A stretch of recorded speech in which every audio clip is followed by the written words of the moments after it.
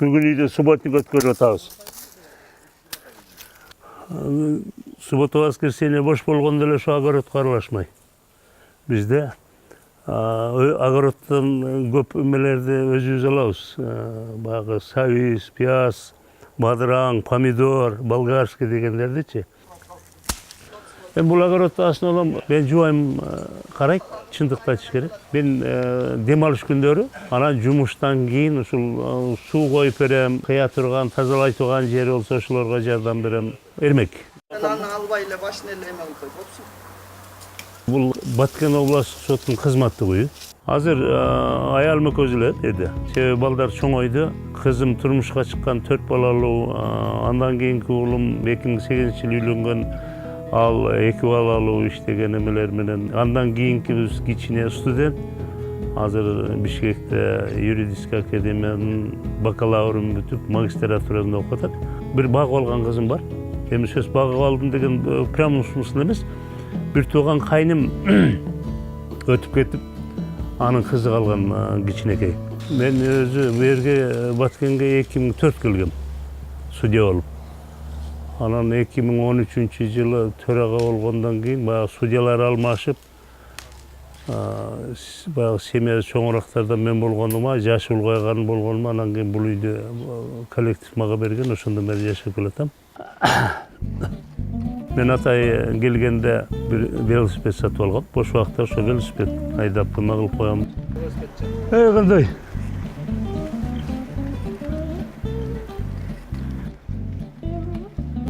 Bir saat, 1,5 saat, 5 kilometreden kem emes. Aydayım aşağı.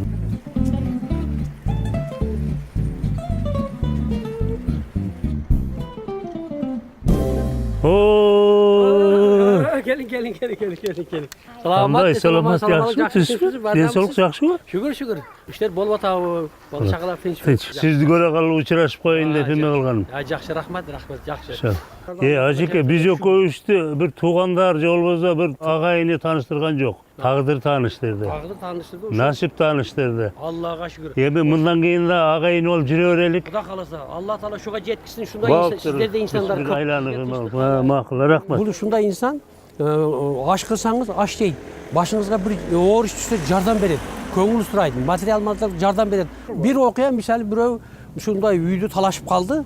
Үйдө талашып калганда туура эмес өкүм чыкканда бул киши ошону далилдеп сот баягы мыйзам шенемдүү баягы жөнөкөй бейчара адамга пайдасына чыгарып берди да.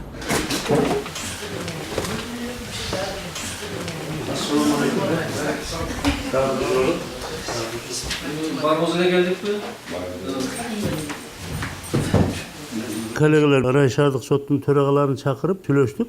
Себеби жыл аяктап келатат. Ошону азыртан эске алышыбыз керек, эртең кеч болуп калат. Себеби жылдын жыйынтыгында биздин сапат дагы өткөн жылдагылардан начар болбош керек да. Сооронбай Кубашты көп жылдан бери билем. Ал киши менен жанаша, ал киши бул облус сотто ошол жерде иштеп жүргөндө мен элек сүлүктөдө төрага болуп иштегенмин. Бул киши мыйзамды билген киши. Ошол кезде эле эгер суроолор болгон болсо, аны терең ойлонуп, мыйзамдын чегинде жооп бергенге аракет кылат. Аны как адам катары ал ошол ишин так билген, боорукер, ошол кезде эле мыйзамды катуу талап кылган жакшы киши катары билемин. Бүгүн каралган административдик укук бузуу боюнча 200 каралат. Саат 14-кө койгонбуз. Адеттен кечирип алса, Кызылкая шаарынан келишет экен, алыстык кылып калат деп. Saat 14:00'ga dayındaganбыз. Соцзащита адвокаты сөзсүз болуш керек. Себеби анын зрениеси көрбөй турбайбы? Ошону эме кылгыла, обеспечить эткиле. Саат 2'ge даяр болсун. Мен өзүм судьялык кызматта 1989-жылдан бери Базар Коргон районунан баштагам, районда судья болуп. 8-апрель 2004-жылы ошондон бери ушул жерде судья болдум. Андан кийин төраганын орун базары болуп, уголовный иштер боюнча коллегияны башкардым. Андан кийин төрага болдум. 2010-жылы Конституцияга өзгөртүү киргизгенден кайрадан назначение болбоду. Ошондо конкурска катышып, кайра өтүп, кайра келип төраға болып іштедім. Азыркы канча боюнча бир эле жерде төрага бир эле мөөнөткө 3 жылдык мөөнөткө иштегенге укугу бар. Төрагалыкты тапшырып, бүгүнкү күндө кылмыш жана административдик укук бузуулар жөнүндөгү соттук коллегиянын төрагасы, ошол эле моментте төраганын орун базары болуп иштеп келатам. Таптаза судейский стаж 20 жылдан ашты да. Негизинен менде кылмыш процессуалдык кодекси, кылмыш жаза кодекси колдонулат. Бүт бардык өзгөртүү, толуктоолор монтип болгон кайсы күнү мыйзамдын күчүнө киргенден баштап киргизилет дагы монтип белги коюп коем. Ошол себептен бул эскирип калган, анан кийин баягы өзүнүн формасын өзгөртүп, мындай семирип бараткан ошондон да.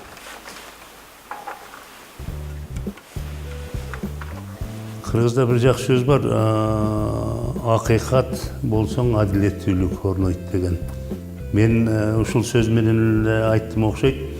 Биринчиден бул судья адилет болуш керек, билимдүү болуш керек.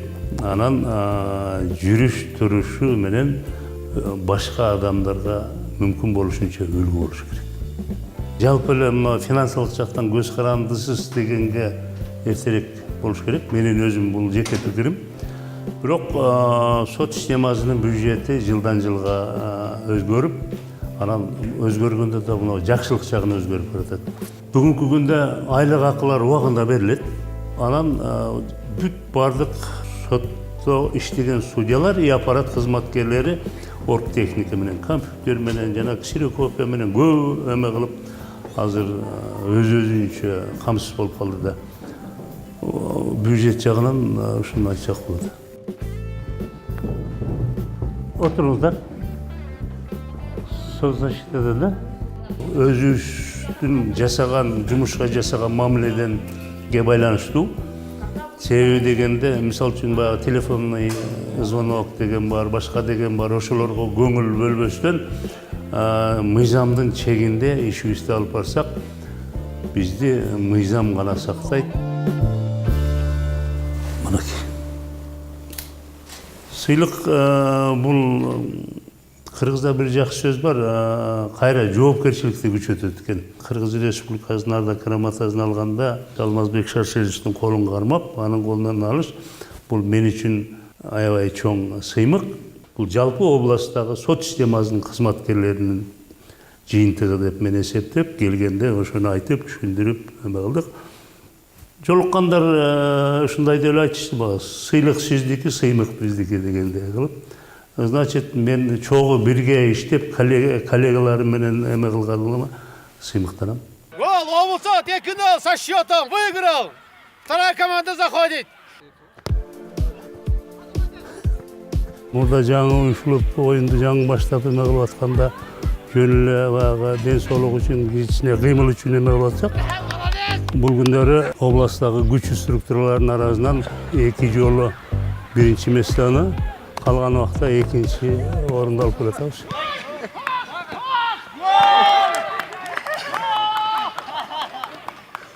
Биз экөөбүз бири-бирибиз менен жолуккан да эмеспиз, сүйлөшкөн да эмеспиз. Кайненем таап эле анан кийин таанышып деген күнү анан бул алып кетип калды. Эми шартка жараша болуп атат да. Может, жаптырса жаптыргандыр, ким билет. Анан мен да али таш түшкөн жеринде оор дегендей бар отуруп калып, 6 күндөн кийин бул кетти, ошо боюнча 6 айда келди. Ошо боюнча 37 жыл болду. Мен мунун судьялыгы менен сыймыктанам. Базар Коргон, Жалал Абад, Баткен. Базар Коргондо 3 жыл жашадык, Жалал Абадта 10 жыл жашадык, жерде 14 жыл жашап атабыз. Чай даярбы? Даяр.